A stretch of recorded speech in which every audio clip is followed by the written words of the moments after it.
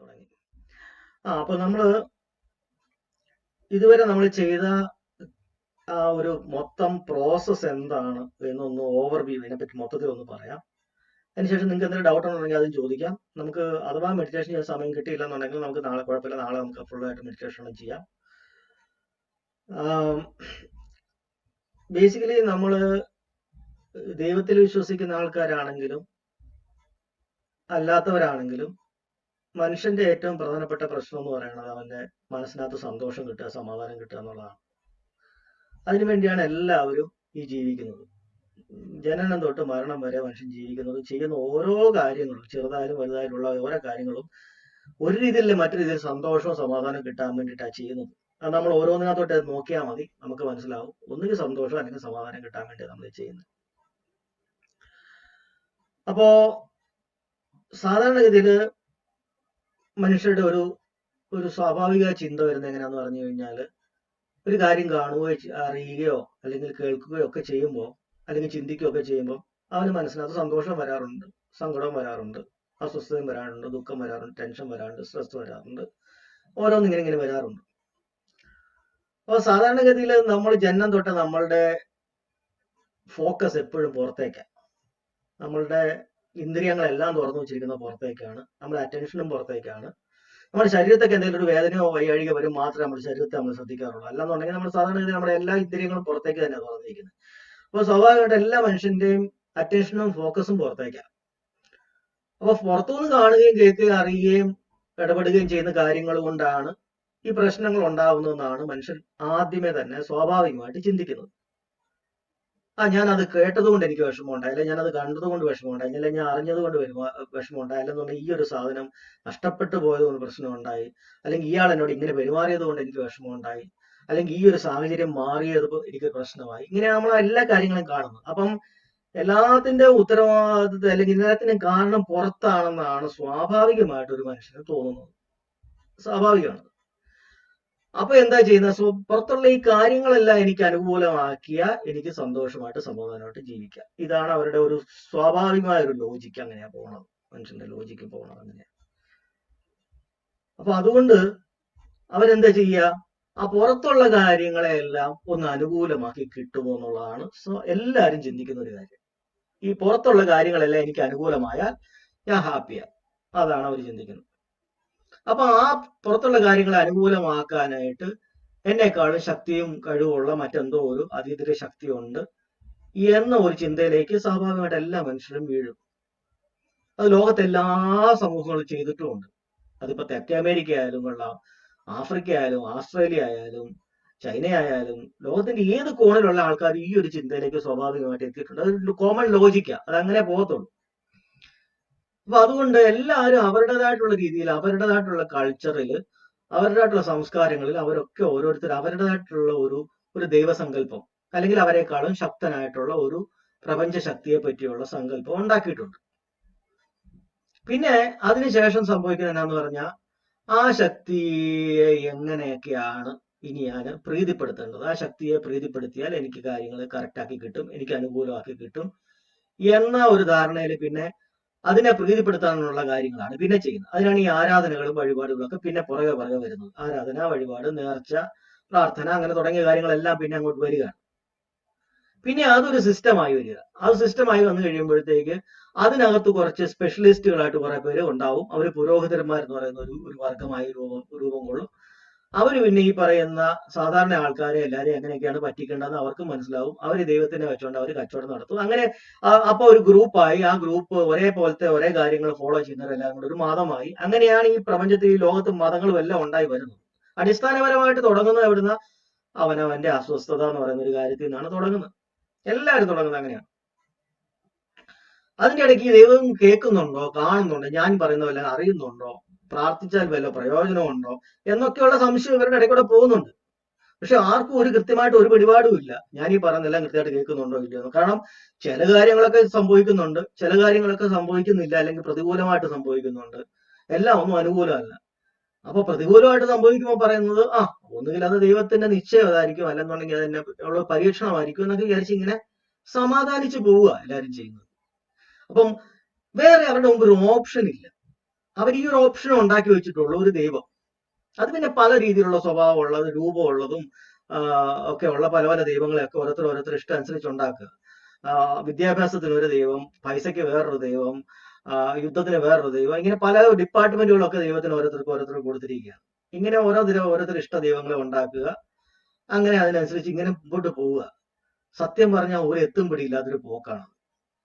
നടക്കുവോ, നടക്കുകയില്ലയോ, കേൾക്കുന്നുണ്ടോ, കേൾക്കുന്നില്ലയോ, അറിയുന്നില്ല, ഇതൊന്നും ആർക്കും അറിയത്തില്ല. കാര്യം ഒരു ദൈവം തിരിച്ചിങ്ങോട്ട് ഇറങ്ങി വന്നിട്ട് ആരോടൊന്നും പറഞ്ഞിട്ടില്ല. എടാ നീ പറഞ്ഞ ഞാൻ കേട്ടു, അല്ലെങ്കിൽ എടി നീ പറഞ്ഞ ഞാൻ കേട്ടു, ഇനി പറയണ്ട, ഒരു പ്രാവശ്യം പറഞ്ഞാൽ മതി, ഇനി ആവർത്തിക്കണ്ട, ഒന്നും ആരും ഒരു ദൈവം പുറത്തിറങ്ങി വന്ന് പറഞ്ഞിട്ടില്ല നമ്മുടെ അടുത്ത്.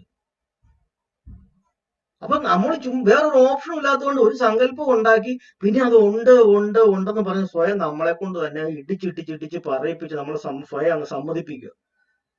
അതിന് വേണ്ടിയിട്ട് പിന്നെ നമ്മൾ കുറെ ന്യായീകരണം കണ്ടെത്തും. അതായത് പ്രപഞ്ചം ഇങ്ങനെ ഉള്ളത്, ഈ പ്രപഞ്ചം ആരും സൃഷ്ടിക്കാതെ ഉണ്ടാവും, അപ്പൊ അതിന് സൃഷ്ടാവ് ഉണ്ടാകുകയല്ലേ, അങ്ങനെയല്ലേ. പിന്നെ അതിനെക്കുറിച്ചുള്ള ചർച്ചകളായി, പ്രപഞ്ചം സൃഷ്ടിക്കാതെ അപ്പൊ അതിന് മുമ്പ് അങ്ങനെയാണെങ്കിൽ അത് ആദ്യം എങ്ങനെ ഉണ്ടായി, ദൈവം എങ്ങനെ ഉണ്ടായി എന്നുള്ള ചർച്ചകളൊക്കെ ആയിട്ട് പിന്നെ അങ്ങ് പോവുക.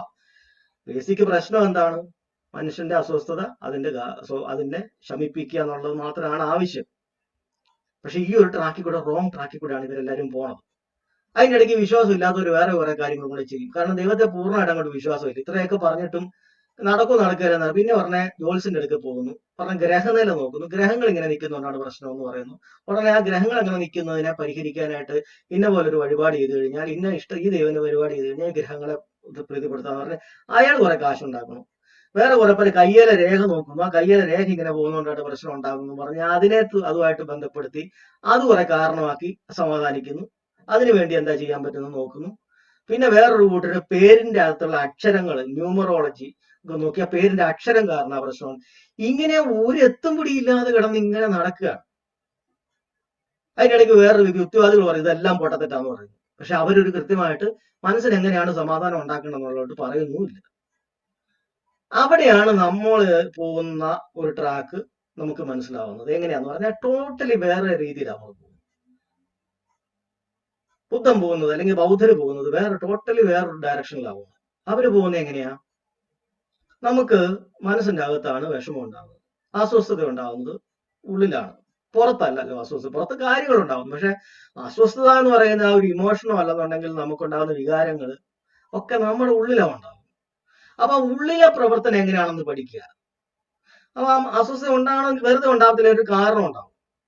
അപ്പൊ ആ കാരണം എന്താണെന്നുള്ളത് മനസ്സിലാക്കി അത് പരിഹരിച്ചാൽ നമുക്ക് ഇതിനെ ഒഴിവാക്കാം. അതാണ് അവരുടെ ഒരു ലോജിക്ക്. അതായത് ഒരു ഡോക്ടർ അസുഖത്തെ ചികിത്സിക്കുന്ന പോലെയാണ്. ഈ അസുഖത്തിന്റെ കാരണം ഇന്നതാണ്, ഈ കാരണം പരിഹരിച്ച ഈ അസുഖം മാറ്റാം. അത് കറക്റ്റ് സയന്റിഫിക് ആയിട്ടുള്ള ഒരു മെത്തേഡാണ്. അതിനകത്ത് വേറെ ഇതുപോലത്തെ കൺഫ്യൂഷനോ സങ്കല്പങ്ങളോ നടക്കുകയില്ല എന്നുള്ള അൺസർട്ടനിറ്റി ഒന്നും അതിനകത്തില്ല. അത് ഉള്ളത് കൊള്ളതാണ്. ഇന്ന കാരണം കൊണ്ടാണ് ഉണ്ടാവുന്നത്, പ്രശ്നം ഉണ്ടാകുന്നത്, മനസ്സിന്റെ അസ്വസ്ഥത ഉണ്ടാവുന്നത് ഇങ്ങനെയാണ്, അല്ലെങ്കിൽ മനസ്സിന്റെ സ്വസ്ഥത നശിക്കുന്നത് ഇങ്ങനെയാണെന്നുള്ളത് അവരുടെ ഒരു ഉദ്ദേശം. അവർ അകത്തോട്ട് നോക്കി പഠിക്കുക എന്നുള്ളതാണ്. അപ്പൊ നമ്മൾ ഈ പറയുന്ന പ്രോസസ് എന്ന് പറയുന്നത് അകത്തോട്ട് നോക്കാൻ പഠിപ്പിക്കുക, അകത്ത് നോക്കി പഠിക്കുക എന്നുള്ളതാണ്. എങ്ങനെ നോക്കണം എന്നുള്ളതാണ് നമ്മൾ ആദ്യം തുടങ്ങുന്നത് എന്താണ്? നമ്മുടെ മനസ്സിന്റെ അകത്ത് അസ്വസ്ഥത വരുത്താൻ കാരണമായ നമ്മളുടെ ശീലങ്ങളും നമ്മൾ ചെയ്യുന്ന കാര്യങ്ങളും ആദ്യമേ ഒഴിവാക്കുക. കാര്യം ഇതെല്ലാം ചെയ്തുകൊണ്ടിട്ട് നമുക്ക് ഒരിക്കലും മനസ്സിനെ ഏകാഗ്രമാക്കാൻ പറ്റത്തില്ല, ഉള്ളിലേക്ക് നോക്കാൻ പറ്റത്തില്ല. കാരണം ഉള്ളിലേക്ക് നോക്കണമെന്നുണ്ടെങ്കിൽ ഏകാഗ്രമായിട്ടുള്ള കാമായിട്ടുള്ള ഒരു മനസ്സ് നമുക്ക് വേണം, ശാന്തമായിട്ടൊരു മനസ്സ് വേണം, ഉള്ളിലേക്ക് നോക്കാനായിട്ട് മനസ്സ് വേണം. അല്ലാതെ മനസ്സെപ്പോഴും ചാടി ഓടി നടക്കുകയാണെങ്കിൽ ഒരിക്കലും നമുക്ക് നമ്മുടെ ഉള്ളിലേക്ക് നോക്കാൻ പറ്റത്തില്ല. അപ്പൊ ആദ്യമേ ശീലങ്ങൾ കറക്റ്റ് ആക്കണം. ശീലങ്ങൾ നമ്മൾ പഞ്ചശീലം എന്ന് പറയുന്ന കാര്യങ്ങൾ, അതായത് കൊല്ലരുത്, മോഷ്ടിക്കരുത്, കളവ് പറയരുത്, പിന്നെ ലൈംഗികമായ അസന്മാർഗത്വം ചെയ്യരുത്, ഇത് മദ്യപിക്കുന്ന മദ്യമോ മയക്കുമരുന്നോ തുടങ്ങിയ കാര്യങ്ങൾ കഴിക്കരുത്. ഈ ഇത്തരം കാര്യങ്ങൾ നമ്മൾ ഒഴിവാക്കിയാൽ നമ്മുടെ മനസ്സിനെ നമുക്ക് ഏകാഗ്രമാക്കാനും ശാന്തമാക്കാനും പറ്റുന്ന ഒരു സാഹചര്യം നമുക്ക് ഉണ്ടാക്കാൻ പറ്റും ഫസ്റ്റ്. അല്ലാതെ ഇതെല്ലാം ചെയ്തുകൊണ്ടിട്ട് നമുക്ക് ഒരിക്കലും നമുക്ക് ഈ പറയുന്ന ഏകാഗ്രമാക്കാൻ നമുക്ക് പറ്റത്തില്ല നമ്മുടെ മനസ്സിന്. അപ്പൊ അതുകൊണ്ട് എന്താ ചെയ്യുക? ആദ്യം ശീലങ്ങൾ കറക്റ്റ് ആക്കുക. പിന്നെ അടുത്തതിന് ശേഷം അത് കറക്റ്റ് ആക്കിയതിന് ശേഷം നമ്മൾ ഈ ഒരു മനസ്സിനെ ശാന്തമാക്കുകയും ഏകാഗ്രമാക്കാനുള്ള പരിപാടിയാണ് നെക്സ്റ്റ് ചെയ്യുന്നത്.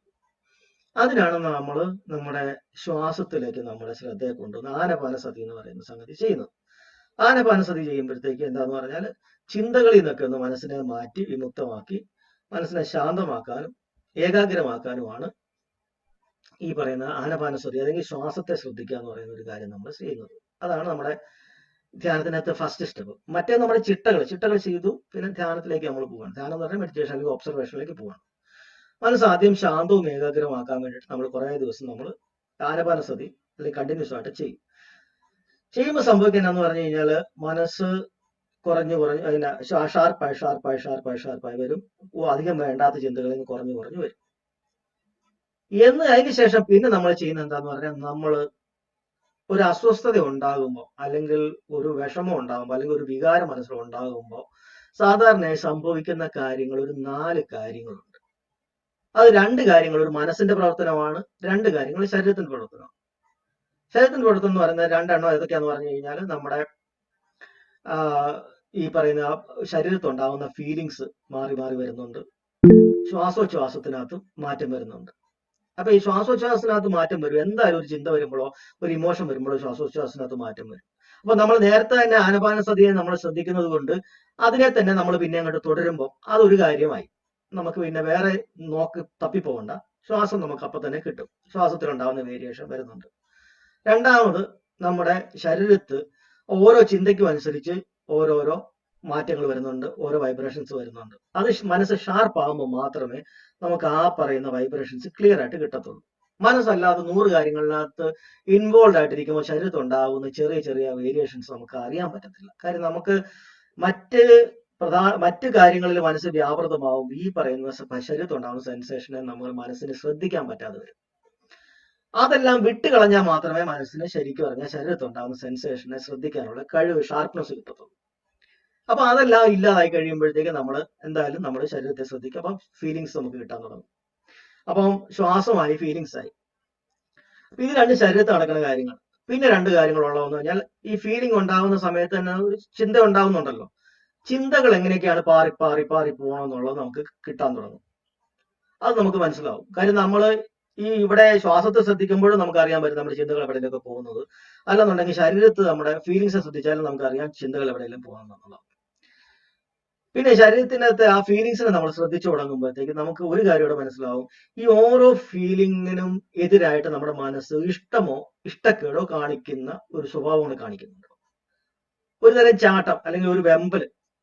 ഇപ്പൊ നമുക്ക് ഒരു കാര്യം അറിഞ്ഞു കഴിയുമ്പോഴത്തേക്ക് ഉടനെ അതിനോട് പ്രതികരിക്കണം തോന്നുന്നത് മനസ്സിന്റെ ഒരു വെമ്പല, അല്ലെങ്കിൽ ശരീരത്തിൽ ഒരു വേദന വരുന്നു, അല്ലെങ്കിൽ ഒരു ചൊറിച്ചിൽ വരുന്നു, അല്ലെങ്കിൽ ഒരു കൊതുക് കടിക്കുന്നു. അപ്പൊ നമുക്ക് അതിന് ചൊറിയണം തോന്നുന്നത് ഇല്ലെങ്കിൽ നമുക്ക് ബുദ്ധിമുട്ട്, നമ്മുടെ മനസ്സ് ഇറിറ്റേഷൻ കാണിച്ചു തുടങ്ങും, അതിനോടൊരു പ്രതികരണം കാണിച്ചു തുടങ്ങും. അത് ചിന്തയല്ല, അത് മനസ്സിന്റെ പ്രതികരണം, ബിഹേവിയറാ. അപ്പൊ അത് നമുക്ക് ചെയ്യണമെന്ന് തോന്നുന്ന ആ ഒരു ഇഷ്ടക്കേടും, അപ്പൊ ഈ മനസ്സിന്റെ പ്രതികരണം. അപ്പൊ 4 കാര്യങ്ങളെ നമ്മൾ ശ്രദ്ധിച്ചു തുടങ്ങും. ഇതെപ്പോഴാ? ആനപാനസതി ചെയ്ത് മനസ്സിനെ ഒന്ന് ഫോക്കസ് ആക്കി കഴിഞ്ഞതിന് ശേഷമുള്ള ഘട്ടമാണ്. അപ്പൊ നമ്മുടെ ശ്വാസം, നമ്മുടെ ചിന്തകള്, നമ്മുടെ ശരീരത്തിൽ ഉണ്ടാകുന്ന ഫീലിങ്സ്, പിന്നെ നമ്മുടെ മനസ്സിനകത്ത് ഉണ്ടാകുന്ന അതിനോടുള്ള റിയാക്ഷൻ, ഈ 4 കാര്യങ്ങളെ നമ്മൾ ശ്രദ്ധിക്കും. അത് നമ്മളിങ്ങനെ നിരന്തരം നിരീക്ഷിക്കുമ്പോൾ, അപ്പൊ നമ്മളെ 4 കാര്യത്തിനും കൂടെ ഒരുമിച്ച് നമ്മൾ ശ്രദ്ധിക്കേണ്ട. നമ്മുടെ ശരീരത്തിലുള്ള ഈ ഫീലിങ്സിനെ തന്നെ നമ്മൾ ഒബ്സർവ് ചെയ്തുകൊണ്ടിരുന്നാൽ മതി. അപ്പോൾ അതുമായിട്ട് കണക്ട് ചെയ്ത് ചിന്തകൾ വരുമ്പോഴും അറിയാൻ പറ്റും, അതുമായിട്ട് കണക്ട് ചെയ്ത് മനസ്സിന്റെ പ്രതികരണം വരുമ്പോഴും അതും അറിയാൻ പറ്റും. ശ്വാസോച്ഛ്വാസം പിന്നെ അല്ലാതെ തന്നെ നമുക്ക് എപ്പോഴും അറിയുകയും ചെയ്യാം. അപ്പൊ ഇങ്ങനെ ഈ ഒരെണ്ണത്തെ ശ്രദ്ധിച്ചാൽ തന്നെ ഇതുമായിട്ട് ലിങ്ക് ചെയ്ത് മറ്റു കാര്യങ്ങളെ കൂടെ നമുക്ക് അറിയാൻ പറ്റും. അങ്ങനെ 4 കാര്യങ്ങളെ നമുക്ക് ഒരേ സമയം ഈ ശരീരത്തുണ്ടാകുന്ന ഫീലിങ്സിനെ മാത്രം ശ്രദ്ധിച്ചാലും ഈ 4 കാര്യത്തെ പറ്റിയുള്ള അവയർനെസ് നമുക്ക് കിട്ടും. അപ്പൊ കുറച്ചുകൂടെ കാര്യം എളുപ്പമായി. ഈ 4 കാര്യങ്ങളാണ് നമ്മൾ സതിപത്താനാസ് എന്ന് പറയുന്നത്, ശ്രദ്ധ പതിപ്പിക്കേണ്ട 4 കാര്യങ്ങൾ. ഈ സതിപത്താനാസ് കഴിഞ്ഞതിന് ശേഷം അപ്പം അതിനെ നമ്മൾ നിരന്തരമായിട്ട് നിരീക്ഷിച്ച് കഴിയുമ്പോൾ നമുക്ക് 1-2 കാര്യങ്ങൾ വ്യക്തമാവും. ഫസ്റ്റ് വ്യക്തമാവുന്ന ഒരു കാര്യം എന്ന് പറയുന്നത്, നമ്മൾ ഓരോന്നോട് ഇഷ്ടക്കേടവും കാണിക്കുന്നത് നമ്മുടെ ഈ ഫീലിങ്സിനോടാണെന്നുള്ളതാണ്. അപ്പൊ നമ്മൾ നേരത്തെ വിചാരിച്ച എന്തുവാ, ആ വ്യക്തി അല്ലെങ്കിൽ ആ വസ്തു, അല്ലെന്നുണ്ടെങ്കിൽ ആ സാഹചര്യം, അല്ലെങ്കിൽ ആ കണ്ടത്, കേട്ടത്, അറിഞ്ഞത്, ഇതാണ് എനിക്ക് കുഴപ്പമുണ്ടാക്കിയതെന്ന് മറ്റുള്ളവർ വിചാരിക്കുമ്പോൾ നമുക്ക് വ്യക്തമാകും എന്താണ്, ഇതൊക്കെ എന്റെ ശരീരത്തിൽ ഉണ്ടാക്കിയ ഫീലിങ്സ് ആണ് എനിക്ക് ബുദ്ധിമുട്ടുണ്ടാക്കുന്നത്. അതിനോടാണ് ഞാൻ ഇഷ്ടക്കേടും കാണിക്കുന്നത്. അപ്പൊ ഫീലിങ്സ് എന്ന് പറയുന്ന ഒരു സാധനം ഉണ്ടാവുന്നുണ്ടെന്നും അത് ശരീരത്തിൽ ഓരോ ചിന്തയ്ക്കനുസരിച്ചും മാറി വരുന്നുണ്ടെന്നും അതിനോടൊക്കെയാണ് ഞാൻ എന്റെ ഇഷ്ടക്കേടും കാണിക്കുന്നതെന്നും ഉള്ള ഒരു തിരിച്ചറിവ് അപ്പൊ തന്നെ നമുക്ക് കിട്ടും. രണ്ടാമതൊരു തിരിച്ചറിവ് കിട്ടുന്നതെന്ന് പറഞ്ഞാൽ എന്റെ ഈ ചിന്തകൾ എപ്പോഴും മാറിക്കൊണ്ടിരിക്കുകയാണ്. അത് ഒരു സമയത്ത് ഇങ്ങനെ ഒരിടത്ത് നിൽക്കുന്നില്ല, ഒന്നിന്ന് മാറിക്കൊണ്ടേ ഇരിക്കുന്നുണ്ട്, അതിങ്ങനെ പാറി പാറി പോകുന്നുണ്ട്. അതുപോലെ ശരീരത്തിൽ ഫീലിങ്സുകൾ മാറി മാറി മാറി മാറി പോകുന്നുണ്ട്. അതുപോലെ ശ്വാസോച്ഛ്വാസവും മാറി മാറി മാറി പോകുന്നുണ്ട്. അതുപോലെ തന്നെ മനസ്സിന്റെ പ്രതികരണങ്ങൾ മാറി മാറി പോകുന്നുണ്ട്. അതുകൂടാതെ നമുക്ക് വേറൊരു കാര്യം ഇവിടെ പെടുത്താൻ കിട്ടും, എന്റെ ഓരോ സമയത്തും ഓരോന്നിനായിട്ടുള്ള അറ്റൻഷനും മാറി മാറി പോകുന്നുണ്ട്. ഞാൻ ചില സമയത്ത് കാഴ്ചയുടെ കാര്യത്തിലായിരിക്കും അറ്റൻഷൻ, ചില സമയത്ത് കേൾക്കുന്ന കാര്യത്തിനകത്തായിരിക്കും അറ്റൻഷൻ, ചില സമയത്ത് ഒരു സ്മെല്ലിനെ പറ്റി ആയിരിക്കും എന്റെ മനസ്സിനകത്ത് അവയർനെസ് വരുന്നത്, അല്ലെങ്കിൽ ചിലർക്ക് ടേസ്റ്റിനെ പറ്റി ആയിരിക്കും അവയർനെസ്, ചിലപ്പോൾ ചിന്തയിലായിരിക്കും. അപ്പൊ ഓരോ സംഗതിയായിട്ട് എന്റെ മനസ്സ് ഇങ്ങനെ ഹുക്ക് ചെയ്ത് പോകുന്നുണ്ട്, കണക്ട് ആയി പോകുന്നുണ്ട്. അതിനെയാണ് നമ്മൾ ബോധം എന്ന് പറയുന്നത്, ഇന്ദ്രിയ ബോധം. ഏതിലാണോ നമ്മളെ ബോധം വെച്ചിരിക്കുന്നത് അതാണ് നമ്മളെ കണക്ഷൻ ആ സമയത്ത്. അപ്പൊ കാണുമ്പോൾ കണ്ടുകൊണ്ടിരിക്കുക, കേൾക്കുന്നുണ്ടാവത്തില്ല. കേൾക്കുമ്പോൾ ഫ്രണ്ടിൽ സംഭവം ഉണ്ടെങ്കിൽ നമ്മുടെ മനസ്സ് അതിനകത്തായിരിക്കത്തില്ല, കേൾവിയിലായിരിക്കും. അപ്പൊ ഓരോന്നുമായിട്ട് നമ്മുടെ മനസ്സിങ്ങനെ സ്വിച്ച് ചെയ്ത് ഷിഫ്റ്റ് ചെയ്ത് പോകുന്നുണ്ട്. അപ്പൊ അതാണ് ഇന്ദ്രിയ ബോധം എന്ന് പറയുന്നത്. അപ്പം നമ്മൾ ഈ 4 കാര്യങ്ങളെ നോക്കി തുടങ്ങിയെങ്കിലും നമുക്ക് നമ്മുടെ മൊത്തം മനസ്സിന്റെ അകത്തെ ശരീരത്തിനകത്തുള്ള പ്രവർത്തനങ്ങളെ പറ്റി കുറച്ചുകൂടി ക്ലിയർ ആയിട്ടുള്ള ഒരു വിഷൻ കിട്ടും, ഒരു ഉൾക്കാഴ്ച കിട്ടും.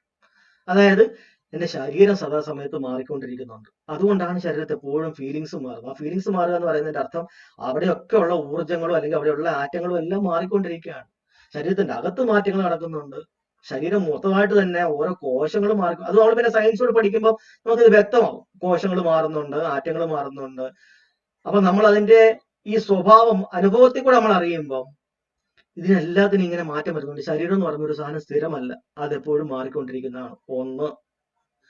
രണ്ടാമത്, നമ്മുടെ ബോധം ഓരോന്നിലോട്ടും നമ്മുടെ ബോധം മാറുന്നുണ്ട്, രണ്ടാമത്തെ കാര്യം.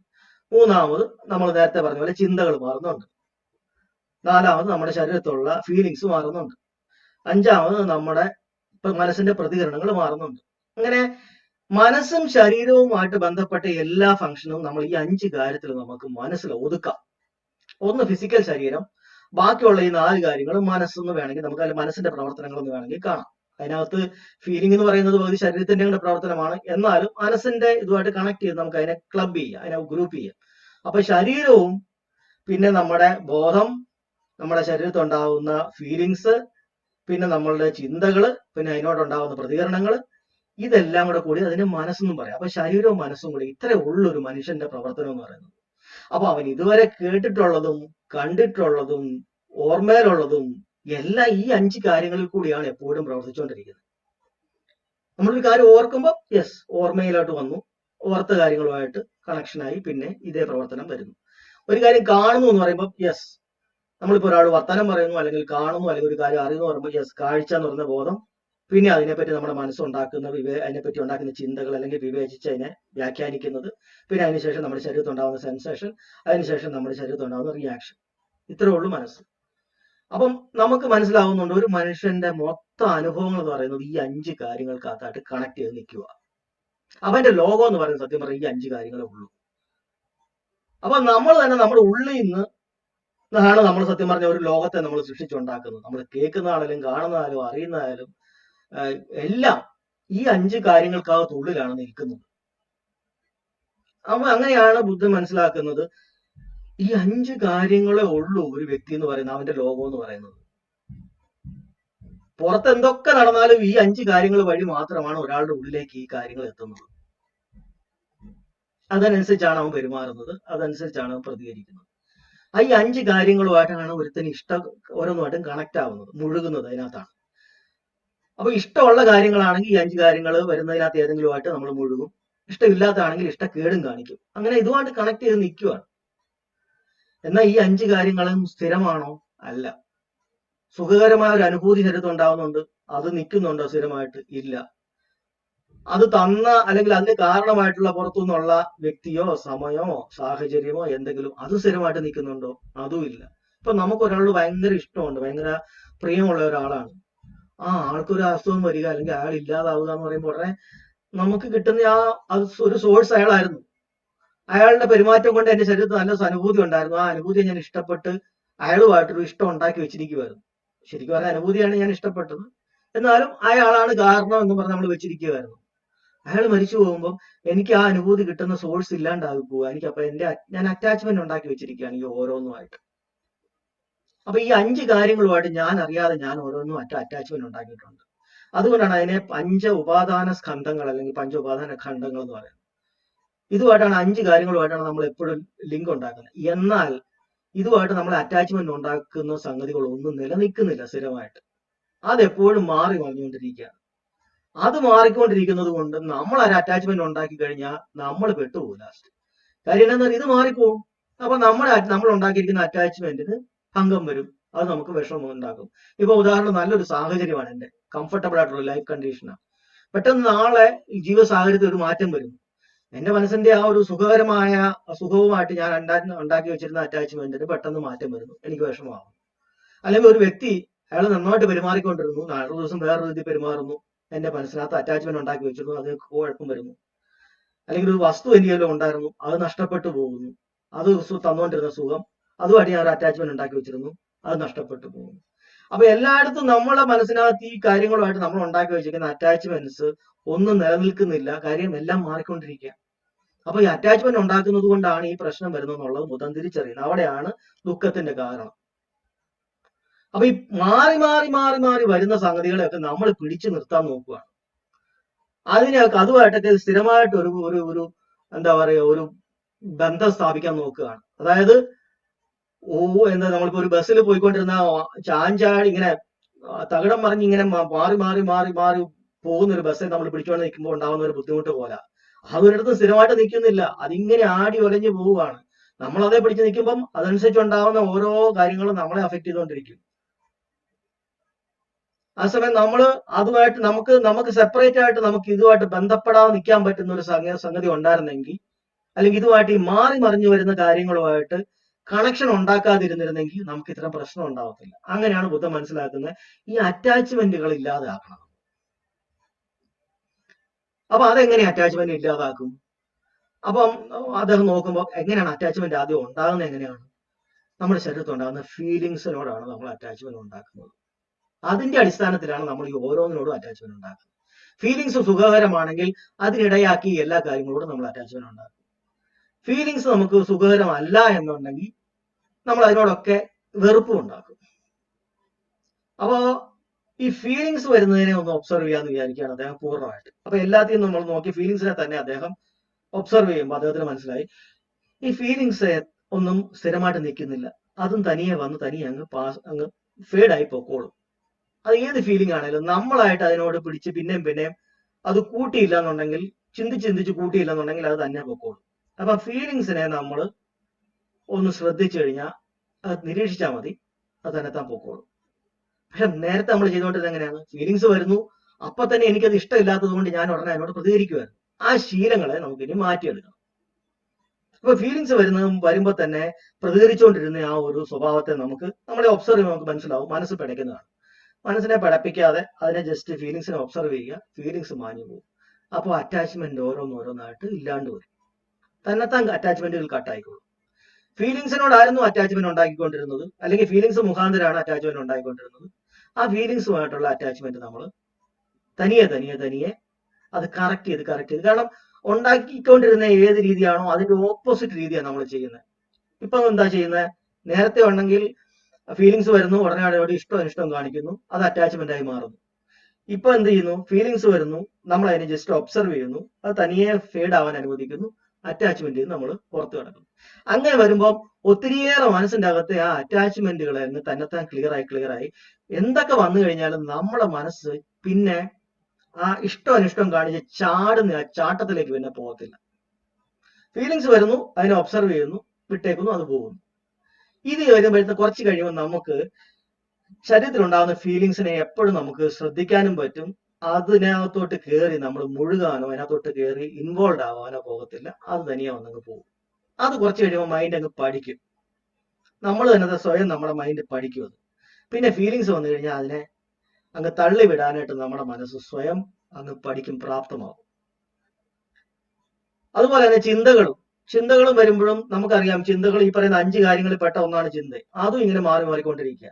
അതിനും നമുക്ക് ഇതുപോലെ നമ്മുടെ ഈ ഫീലിങ്സ് നമ്മൾ നിൽക്കുന്നതുകൊണ്ട് ചിന്തയും അതിനകത്ത് അവിടെ കിടന്ന് പോയാലും നമ്മൾ അതിനകത്തോട്ട് ഇൻവോൾവ് ആവത്തില്ല. അപ്പൊ ചിന്തയിൽ നിന്നും നമ്മൾ പുറത്തു നമ്മൾ അതുമായിട്ടും ഒരു എന്താ പറയുക വിച്ഛേദിക്കും, നമ്മുടെ അറ്റാച്ച്മെന്റ് വിച്ഛേദിക്കും, നമ്മുടെ ഫീലിങ്സുമായിട്ട് നമ്മൾ നമ്മുടെ അറ്റാച്ച്മെന്റുകളെ വിച്ഛേദിക്കും. അപ്പൊ ഈ രണ്ടിനെ നമുക്ക് നമുക്ക് ശ്രദ്ധിക്കാൻ പറ്റുന്ന ഒരു കഴിവ് നമുക്ക് കിട്ടും. ഫീലിങ്സിനകത്തും ഞാൻ ഇടപെടത്തില്ല, ചിന്തയ്ക്കകത്ത് ഞാൻ ഇടപെടത്തില്ല. വേണ്ടുന്ന സമയത്ത് മാത്രമേ കാരണം കൺട്രോൾ ഇപ്പൊ എന്റെ കയ്യിലാണ്. എനിക്ക് വേണ്ടുന്ന കാര്യത്തിനകത്ത് മാത്രം ഞാൻ പ്രതികരിക്കും, വേണ്ടാത്ത കാര്യത്തിൽ പ്രതികരിക്കേണ്ട ആവശ്യമില്ല എന്ന് പറയുന്ന ഒരു നിയന്ത്രണം നമുക്ക് കിട്ടും. അങ്ങനെയല്ല, നമ്മൾ പോലും അറിയാം നമ്മളെ വലിച്ചുകൊണ്ടങ്ങ് പോവുക.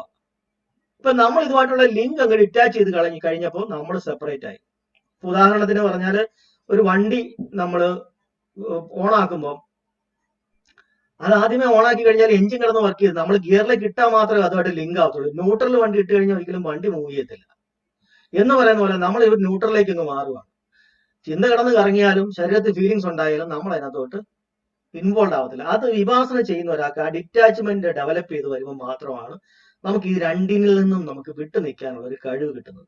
ചിന്തകൾ വന്നാലും അതിനകത്ത് ഞാൻ ഇടപെടാതെയും, എന്റെ ശരീരത്തിൽ ഫീലിങ്സ് വന്നാൽ അതിനകത്ത് ഞാൻ ഇടപെടാതെ എനിക്ക് മാറി നിൽക്കാൻ പറ്റും. അപ്പൊ പൂർണ്ണമായിട്ടൊരു ജാഗ്രത അവസ്ഥയിലായിരിക്കും നമ്മൾ. അതായത് ഈ 5 കാര്യങ്ങളും നമ്മുടെ ശരീരത്തിൽ ഉണ്ടെന്നും മാറിക്കൊണ്ടിരിക്കുകയാണെന്നും ഒക്കെ നമുക്ക് കൃത്യമായിട്ട് എപ്പോഴും നമുക്ക് അറിയുകയും ചെയ്യാം. ആ അവയർനെസ്സും കിട്ടും. കാര്യം നമ്മൾ ശീലിപ്പിക്കുകയാണ് നമ്മുടെ മനസ്സിനെ, അല്ലെങ്കിൽ നമ്മുടെ അറ്റൻഷനെ ഫുൾ ടൈം നമ്മുടെ ഫീലിങ്സിലേക്ക് ശ്രദ്ധിക്കാനായിട്ട് നമ്മൾ ശീലിപ്പിക്കുകയാണ് ഈ വാസന ചെയ്യുമ്പോഴത്തേക്ക്. അതിനാണ് ഞാൻ ഈ ബോഡി മൊത്തം സ്കാൻ ചെയ്യാനായിട്ട് ഇങ്ങനെ പറയുന്നത്. അതൊരു ശീലമായി കഴിഞ്ഞു കഴിഞ്ഞാൽ എപ്പോഴും ഏതെങ്കിലും ഒരു സ്ഥലത്ത് ഒരു ഫീലിംഗ് ഉണ്ടായി കഴിഞ്ഞാൽ അത് നമുക്ക് അപ്പൊ തന്നെ നമുക്ക് അറിയാൻ പറ്റും. അപ്പൊ ഒരിക്കലും നമ്മൾ അതിനകത്തോട്ട് വീഴത്തില്ല. നമ്മൾ അതിനകത്തോട്ട് അവയർ ആയിട്ട് ഇങ്ങനെ നിൽക്കത്തേ ഉള്ളൂ, അതങ്ങ് പോകും. അതുപോലെ തന്നെ അതിനകത്ത് നിൽക്കുന്നത് കൊണ്ട് ചിന്തകൾ വന്നു കഴിഞ്ഞാലും നമുക്ക് പെട്ടെന്ന് തന്നെ അറിയാം, അതവിടെ നിന്നോളും. കാരണം നമ്മുടെ അറ്റൻഷൻ ഇതിലാണ്. അപ്പൊ അങ്ങനെ ഫീലിങ്സിനെ, വേദന ഉപാസന, അതായത് ശരീരത്തുണ്ടാകുന്ന സംവേദനകളെ എപ്പോഴും അവയറായി നിൽക്കുക എന്ന് പറയുന്നതാണ് ഏറ്റവും സ്റ്റേബിൾ ആയിട്ടുള്ള കണ്ടീഷൻ. അപ്പൊ അങ്ങനെ നമ്മൾ പിന്നീട് നമ്മൾ അത് പ്രാക്ടീസ് ചെയ്ത് വരുന്നോളും മൈൻഡിൽ നിന്നും ബോഡിയുടെ ഫീലിങ്സ്, അതായത് മൈൻഡിനെയും ബോഡിയെയും ട്രാൻസെൻഡ് ചെയ്ത് അതിൽ നിന്ന് വിട്ടു നിൽക്കുന്ന ഒരു തലത്തിലേക്ക്, ഹയർ കോൺഷ്യസിലേക്ക് നമ്മൾ അറിയാതെ നമ്മൾ സ്വയം മാറിക്കോളും. അതിനകത്ത് വലിയ റോക്കറ്റ് സയൻസ് ഒന്നും ഇല്ല. സാധാരണ പ്രാക്ടീസ് ചെയ്ത് കഴിഞ്ഞാൽ എല്ലാവർക്കും എത്താൻ പറ്റുന്ന ഒരു കാര്യമാണ്. അതിനാണ് അദ്ദേഹം ഈ അഷ്ടാംഗ മാർഗം എന്ന് പറയുന്ന സംഗതി അദ്ദേഹം ഫോർമുലേറ്റ് ചെയ്തത്. ഇങ്ങനെ സ്റ്റെപ്പ് ബൈ സ്റ്റെപ്പ് ആയിട്ട് നമ്മൾ ഈ ലെവലിലേക്ക് എത്താൻ വേണ്ടിയിട്ടാണ്. അപ്പൊ ഒരു ഘട്ടം കഴിയുമ്പോൾ നമുക്ക് മനസ്സിലാവും മനസ്സിന്റെ ഒരു ഖണ്ഡങ്ങളും സ്ഥിരമായി നിൽക്കുന്നില്ല, ശരീരവും സ്ഥിരമായിട്ട് നിൽക്കുന്നില്ല. അങ്ങനെ ഈ 5 ഖണ്ഡങ്ങളും നിരന്തരം മാറിക്കൊണ്ടിരിക്കുന്നത് കൊണ്ട് ഞാനെന്ന് പറയുന്ന ഒരു വ്യക്തി, സത്യം പറഞ്ഞാൽ അങ്ങനെ ഒരു തോന്നൽ മാത്രമേ എൻ്റെ കയ്യിൽ. ശരിക്കും പറഞ്ഞാൽ ഈ 5 പ്രവർത്തനങ്ങൾ മാത്രമേ ഉള്ളൂ. മനസ്സിന്റെ 4 പ്രവർത്തനങ്ങളും ശരീരത്തിന്റെ സ്വന്തം ശരീരം, മാറിക്കൊണ്ടിരിക്കുന്ന ശരീരവുമായിട്ട് ഈ 5 കാര്യങ്ങൾ നിരന്തരം മാറിക്കൊണ്ടിരിക്കുന്ന ഒരു സാധനം മാത്രമാണ് ഞാൻ. അത് മനസ്സിലാകുമ്പോഴാണ് അദ്ദേഹത്തിന് നമ്മളെ യഥാർത്ഥ പ്രകൃതം, ഇതാണ് എന്റെ യഥാർത്ഥ പ്രകൃതം, ഇതാണ് ധമ്മ എന്ന് പറഞ്ഞ പ്രകൃതം, ഇതാണ് എന്റെ യഥാർത്ഥ പ്രകൃതം എന്ന് മനസ്സിലാകുന്നു. അപ്പൊ അദ്ദേഹം പറയുന്നു എല്ലാം അനിത്യമാണ്, നമ്മളടക്കം ഫുള്ള് മാറിക്കൊണ്ടിരിക്കുകയാണ്, പ്രപഞ്ചം ഇത് തന്നെയാണ്, മാറിക്കൊണ്ടിരിക്കുകയാണ്. അത് തന്നെയാണ് നമ്മുടെ ഉള്ളിൽ മാറ്റം വന്നുകൊണ്ടിരിക്കുകയാണ്. ശരീരം മാറുന്നു, മനസ്സിന്റെ ഈ പറയുന്ന 4 കാര്യങ്ങളും മാറുന്നു. അതിനുശേഷം മനസ്സിലാവുന്നു ഈ ഞാൻ എന്ന് പറയുന്നൊരു തോന്നല് എന്റെ ഒരു കൺസെപ്റ്റ് മാത്രമായിരുന്നു, അങ്ങനെ ഒരു സംഗതി ഇല്ല. കാരണം ഈ മാറുന്നതിനകത്ത് ഞാൻ എന്ന് പറയുന്ന സാധനമില്ല. ഇതെല്ലാം കൂടി ഞാൻ ഉണ്ടാക്കി വെച്ച എന്റെ ഒരു സങ്കല്പമാണ്. എന്റെ പേര് ഇന്നതാണ്, എന്റെ ജന്മസ്ഥലം ഇന്നതാണ്, എന്റെ അച്ഛനും അമ്മയും ഇന്നയാളാണ്, എന്റെ രൂപം ഇങ്ങനെയാണ്, ഞാൻ ചെറുപ്പത്തിൽ ഇങ്ങനെയായിരുന്നു, അല്ലെങ്കിൽ എന്റെ കഴിവുകൾ ഇന്നതൊക്കെയാണ്, എന്റെ ഇഷ്ടാനിഷ്ടങ്ങൾ ഇങ്ങനെയൊക്കെയാണ്, എന്റെ സുഹൃത്തുക്കൾ ഇന്നവരൊക്കെയാണ്, എന്റെ വീക്ഷണങ്ങൾ ഇങ്ങനെയൊക്കെയാണ് എന്നൊക്കെ പറഞ്ഞ് നമ്മൾ ഉണ്ടാക്കി വെക്കുന്ന നമ്മളെ പറ്റിയുള്ള ഒരു സങ്കല്പമാണ് ഈ സാധനം. പക്ഷെ ഈ 5 കാര്യങ്ങളെ വ്യക്തമായിട്ട് നോക്കുന്ന ഒരാൾക്ക് ഈ സങ്കല്പങ്ങളില്ല. പിന്നെ അയാൾ നോക്കുമ്പോൾ ഈ 5 പ്രവർത്തനങ്ങൾ മാത്രമേ ഉള്ളൂ. അപ്പൊ അങ്ങനെ ഞാൻ എന്ന് പറയുന്ന തോന്നലൊന്നും ഇല്ലാതായി പോകും. അങ്ങനെയാണ് അനാത്മ എന്ന് പറയുന്ന അവസ്ഥയിലേക്ക് ഒരാൾ മാറുന്നത്. ഞാൻ എന്ന് പറയുന്ന തോന്നലിൽ തന്നെ അയാളെന്ന് മാറുന്നു, അർഹതനാകും. അഹം എന്ന് പറയുന്ന തോന്നലില്ലാത്ത അർഹതനായി മാറും. അപ്പോ ആ ഒരു അവസ്ഥയിൽ എത്തുന്ന ആൾക്ക് ഒരിക്കലും ഒരു ചിന്തക്കകത്തോട്ട് കയറി പോകുന്നില്ല. എന്തെങ്കിലും ശരീരത്തിൽ ഒരു ഫീലിംഗ് വന്നു കഴിഞ്ഞാൽ അതിനോട് റിയാക്ഷനകത്തോട്ട് കയറി പോകുന്നില്ല. പഴയത് എന്തെങ്കിലും മനസ്സിൽ നിന്ന് വരുന്ന മെമ്മറീസ് വല്ലതും ഉണ്ടെന്നുണ്ടെങ്കിൽ പണ്ടത്തെ ഓർമ്മകളിൽ നിന്ന് പൊങ്ങി വരുന്നതൊക്കെ അതും ഇതുപോലെ ഒരു ചിന്തയായിട്ടും ശരീരത്തിൽ ഫീലിംഗ് ആയിട്ടും വരുമ്പം അയാൾ അതിനെ ഒബ്സർവ് ചെയ്യുന്നു. അതും തന്നെ അങ്ങ് മാഞ്ഞു പോകുന്നു. അപ്പൊ പഴയ മനസ്സിന്റെ അടിത്തട്ടിൽ ഉണ്ടാക്കി വെച്ചിരുന്ന ശീലങ്ങൾ ഉണ്ടെങ്കിൽ അതും ഇല്ലാതെയാവുന്നു, പുതുതായിട്ടൊരു ശീലങ്ങളോട്ട് ഉണ്ടാക്കത്തുമില്ല. അങ്ങനെ അയാൾ ക്ലീൻ ആയി പോകുക. ക്ലീൻ ആയി അങ്ങനെ അവസാനം അയാളുടെ മനസ്സിനകത്ത് അയാളെ പിടിച്ചു വലിച്ചുകൊണ്ട് പോകാൻ ഒരു ചിന്തകളോ ഒന്നും ബാക്കിയില്ലാതെ വരുന്ന ഒരു അവസരത്തിൽ അയാള് നിർവ്വാണാവസ്ഥയിലെത്തുക, പൂർണ്ണ ജാഗ്രത അവസ്ഥയിലെത്തുകയാണ്. പൂർണ്ണമായിട്ട് അയാളുടെ ശരീരത്തിൽ നടക്കുന്ന എല്ലാ കാര്യങ്ങളെ പറ്റി അയാൾക്ക് എപ്പോഴും ജാഗ്രതയുണ്ട്.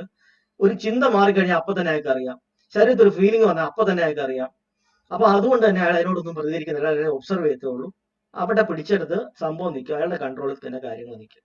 അങ്ങനെ അയാളുടെ മനസ്സ് ശുദ്ധീകരിക്കുമ്പോഴാണ് അയാൾ മനസ്സിൽ ക്ലീൻ ആവുന്നത്. അപ്പൊ ഉള്ളിലെ പെടപ്പ്, ഉള്ളിലെ ഈ മനസ്സിന്റെ ആ ഒരു പെടച്ചില് അതങ്ങ് തീർന്ന് അയാൾ മനസ്സ് തണുക്കാൻ തുടങ്ങും. അങ്ങനെയാണ് ഇന്നർ പീസ്, ഉള്ളിലൊരു തണുപ്പ് കിട്ടുന്നത് അങ്ങനെയാണ്.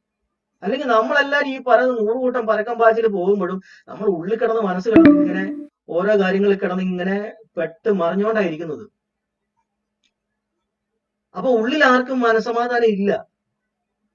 പിന്നെ നമ്മൾ ചെയ്യുന്ന എന്താ പറഞ്ഞാൽ ഓരോന്നിൽ ഏതെങ്കിലും ഒരു കാര്യത്തേക്ക് നമ്മുടെ അറ്റൻഷനെ മാറ്റി ഇങ്ങനെ ജീവിച്ച് പോവുക. പക്ഷെ ഇവിടെ അതല്ല. ഇവിടെ അയാൾ ഉള്ളിൽ തന്നെ തണുപ്പ് അയാളുടെ മനസ്സിനകത്ത് ഒരു കാംനെസ് അയാൾ ഉണ്ടാക്കിയിട്ടാണ് അയാൾ ജീവിക്കുന്നത്. അപ്പൊ തണുത്ത മനസ്സോടുകൂടി പിന്നെ അങ്ങോട്ട് ജീവിക്കാൻ, അല്ലെങ്കിൽ നമ്മൾ ഇത് പ്രാക്ടീസ് ചെയ്ത് പോകും തോറും മനസ്സിന്റെ അകത്തുള്ള ഈ പറയുന്ന ഹാബിറ്റുകൾ കുറഞ്ഞ് ആളുടെ മൂഡ് തന്നെ കാമായി അയാൾ തണുത്ത് വരും കാലക്രമത്തിൽ. ആ വ്യക്തിയുടെ പെട്ടെന്ന് ദേഷ്യപ്പെടുന്ന, പെട്ടെന്ന് ടെമ്പർ പോകുന്ന ആ സ്വഭാവങ്ങളൊക്കെ പതുക്കെ കുറഞ്ഞു വരും. അയാൾ പോലും അറിയത്തില്ല. അപ്പൊ അയാൾ അറിയാതെ തന്നെ അയാളുടെ ഉള്ളിലുള്ള ഹാബിറ്റുകളെ അയാൾ തന്നെ ക്ലീൻ ചെയ്ത് പോരുവാണ് ഈ ഒരു പ്രവർത്തനം ചെയ്യുമ്പോൾ. അതിന് പകരം വരുന്ന ഓരോ ഫീലിങ്സിനനുസരിച്ച് പിന്നെ ഇഷ്ടം അനിഷ്ടം കാണിക്കുവാണെങ്കിൽ എന്താ ചെയ്യുന്നത്? അയാൾ പുതിയ ഹാബിറ്റുകൾ ഉണ്ടാക്കിക്കൊണ്ടിരിക്കുകയേ ചെയ്യത്തുള്ളൂ. ഇവിടെ നമ്മൾ ആ ഫീലിങ്സ് വരുന്നു, നമ്മൾ അതിനെ ഒബ്സർവ് ചെയ്യുന്നു, അതിനെ അങ്ങനെ തന്നെത്താൻ ഫേഡ് ചെയ്യാൻ അനുവദിക്കുമ്പോൾ നമ്മൾ ആ ഹാബിറ്റുകൾ ഉണ്ടാക്കുന്നില്ലെന്ന് മാത്രമല്ല, പഴയ ഹാബിറ്റുകൾ നമ്മൾ ക്ലീൻ ചെയ്യുകയാണ് ചെയ്യും. ഇങ്ങനെയാണ് അവസാനം ഒരാൾ പൂർണ്ണമായിട്ടും ഒരു എന്താ പറയുക മനഃശാന്തിയിലേക്കും സ്വസ്ഥതയിലേക്കും എത്തുന്നത്. പക്ഷെ ആ ഒരു പ്രവർത്തനത്തിൽ അയാളെ പറ്റിയുള്ള പൂർണ്ണമായിട്ടുള്ള അയാളുടെ പ്രകൃതം എന്താണ്, അയാൾ എന്ന് പറഞ്ഞ വ്യക്തി എന്താണ് എന്ന കൃത്യമായിട്ടുള്ള അറിവും കിട്ടും. അതാണ് ബുദ്ധൻ പറയുന്ന വിദ്യ അല്ലെങ്കിൽ ജ്ഞാനം എന്ന് പറയുന്നത്. അല്ലെങ്കിൽ അവിദ്യ എന്ന് പറഞ്ഞാൽ അറിവില്ലായ്മ, ഇഗ്നോറൻസ്, അത് മാറ്റി അയാൾ വിദ്യ ഉള്ളവനെ, വിദ്യാചരണ സമ്പന്നോ, അതായത് നമ്മൾ ബുദ്ധനെ പറ്റി പറയുന്നത് വിദ്യാചരണ സമ്പന്നോ സുഗതോ ലോകവിദു എന്ന് പറയുന്നത്. അപ്പം വിദ്യ ഉള്ളവനായി മാറുവാണ് അദ്ദേഹം.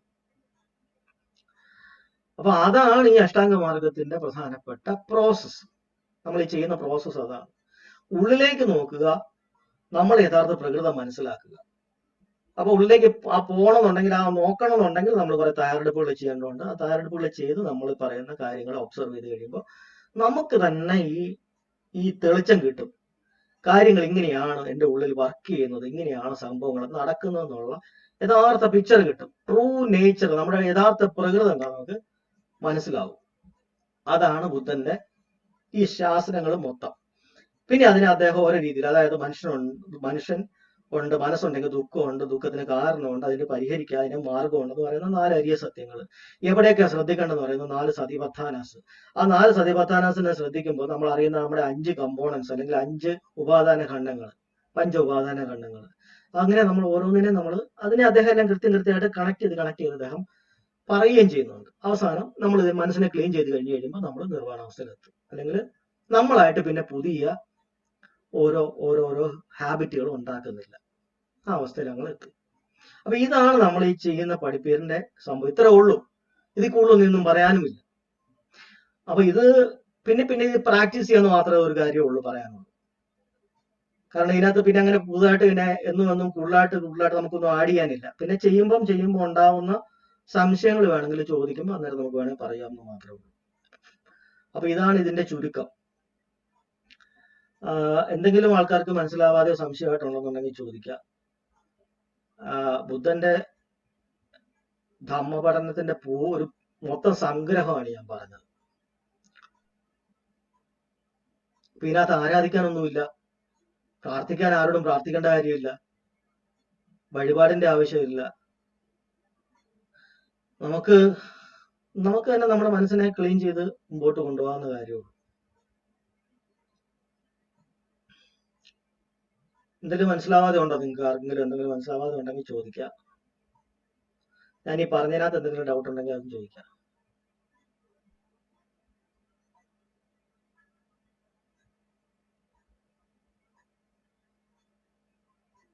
കാര്യം നമ്മൾ ചെയ്യുന്ന എന്താണ് എന്ന് നിങ്ങളും കൂടെ മനസ്സിലായിട്ട് പൂർണ്ണമായ ഒരു പിക്ചറും കൂടെ കിട്ടണം. എന്നാലേ നമ്മൾ ചെയ്യുമ്പോൾ അതിനൊരു വ്യക്തത ഉണ്ടാകത്തുള്ളൂ.